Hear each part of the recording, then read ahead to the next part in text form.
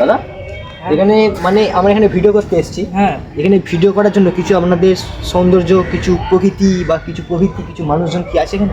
বলেন কি? চলুন তাড়াতাড়ি চলুন চলুন চলুন।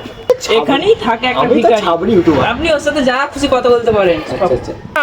এদিকে এই যে এখানে এখানে আপনাকে তাহলে দাদা দেখিয়ে দিলাম, আমি এবার চলি। আমার তরফ থেকে আপনাকে অসংখ্য ধন্যবাদ। আমি ছাবড়ি ইউটিউবার, তাতেও আপনার ধন্যবাদ। নমস্কার দাদা। হ্যাঁ দাদা বলুন। দাদা ভালো আছেন? হ্যাঁ দাদা অবশ্যই বলুন। আচ্ছা দাদা, আপনি কি সেই ভিখারি যে হ্যাঁ। পড়াশোনা করতে গিয়ে এখানে এরকম ভিখারির অবস্থায় আছেন? হ্যাঁ দাদা,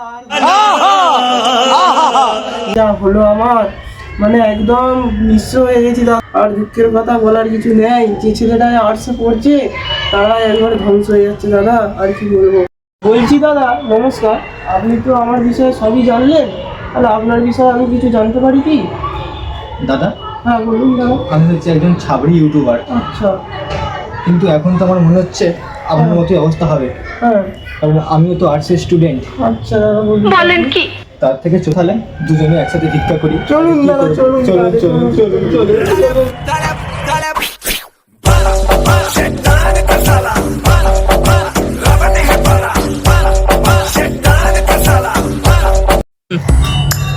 বলছি দাদা দাঁড়ান দাঁড়ান দাঁড়ান।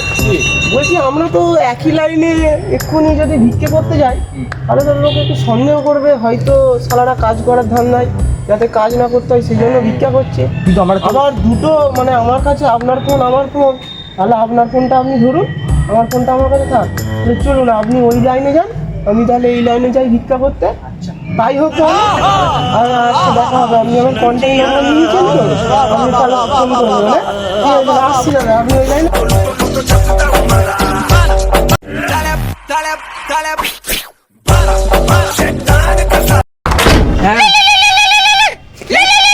আচ্ছা, সকাল থেকে কিচ্ছু খাইনি। আরে আপনি আপনি সেই ছাপড়ি ইউটিউবার না? আপনার এই অবস্থা হলো কি করে? দাঁড়ান দাঁড়ান দাদা। হ্যালো, তোমাকে আমি পড়া ফোন করছি। হ্যাঁ দাদা, তো আপনার এরকম অবস্থা হলো কি করে? আর বলবেন না দাদা, ওই ভিখারির কথা শুনে আমি নিজেই এরকম হয়ে গেছি। আগে থেকে সতর্ক হয়ে যাই ভালো, কারণ আমিও আর্টসের স্টুডেন্ট। আচ্ছা বলেন কি? ঠিক আছে অন্য লাইনে।